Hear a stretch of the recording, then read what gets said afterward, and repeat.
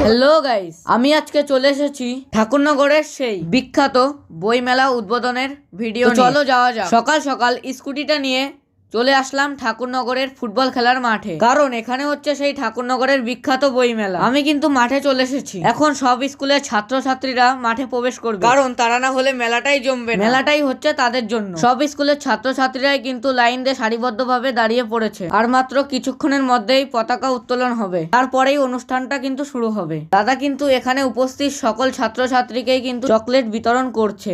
এখনই ভারতের জাতীয় পতাকা উত্তোলন করবেন আমাদের বইমেলার প্রধান অতিথি। পতাকা উত্তোলন কিন্তু সম্পূর্ণ হলো। তিনি শহীদ স্মরণেও মাল্যদান করে মেলাটির উদ্বোধন করলেন। এখন উত্তোলিত হচ্ছে বইমেলার পতাকা। বইমেলার পতাকাটির উত্তোলন কিন্তু সম্পূর্ণ হলো। এখানে ফুল দিয়ে কিন্তু সবাই ভারত মাতাকে সম্মান জানাচ্ছেন। এখানে প্রত্যেক সম্মানীয় ব্যক্তি কিন্তু শহীদ স্মরণে মাল্যদান করে ভারত মাতাকে সম্মান জানাচ্ছে। এইভাবে অনুষ্ঠানটি সুন্দরভাবে সম্পন্ন হলো।